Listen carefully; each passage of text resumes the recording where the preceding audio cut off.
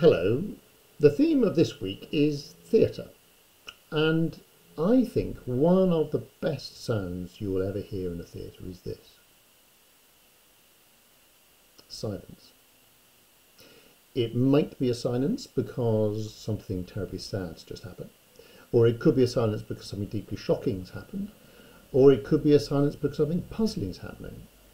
Or you do sometimes get a silence straight after something really funny has just happened.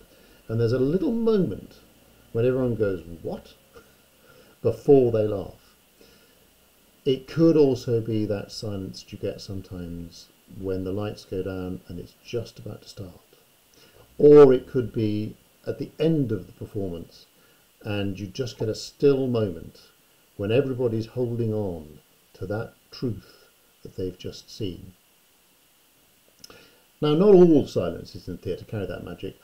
In order for them to really work, everybody in the room has to be completely focused on what's just happened. Because theatre is a collaborative art, it requires collaboration between performers, but also between the audience and the performers. And one of the sad things, of course, about lockdown is that the theatres are closed and there isn't any conventional theatre going on at the moment. Although, of course, that doesn't mean to say there's no theatre. I think when we all go out of our houses on a Thursday night and applaud the NHS, I think that's theatre. I think we're performing for ourselves, for our neighbours, as well as for any NHS workers who happen to be nearby. And that funny little dance people do when you're going into a shop and someone's coming out of the shop and you're trying to stay 2 metres apart from each other and you're trying to reassure them that you're looking after them and they're trying to look after you and they're not going to cough over you and so on. Because I think the essence of theatre is in that interplay between performers and people watching the performance. And that we need that. People need each other. And which is one of the reasons why the idea of finishing off the Premiership in empty stadia is such a strange one, because without the fans there, they're almost as important a part of the match as the people on the pitch.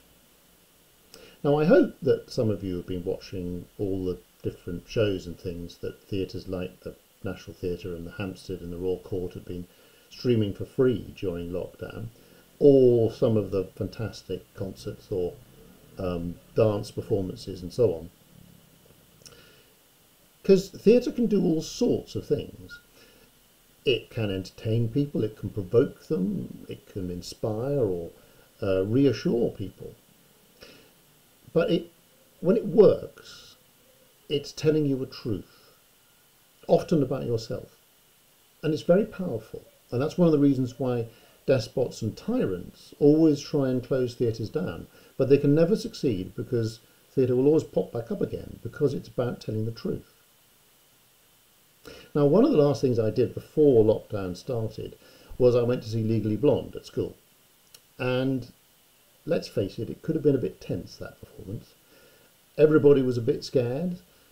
Nobody really knew what the future was going to hold.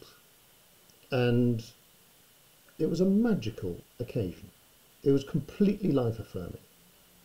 The cast, the crew and the musicians and the technicians, but also the audience as well, everybody put aside their worries and their fears, and it just became this fantastic celebration of our community. And I think that held a truth inside it. Now, I can't possibly do an assembly on theatre without mentioning William Shakespeare. I've got a whole load of plays sitting there. And theatre was his home, and he wrote some fantastic things in his plays, and a lot of them contain a lot of truth. And I like this one above all. To thine own self be true, and it follows as the night the day, thou canst not be false to any man. Farewell, my blessing season this in thee.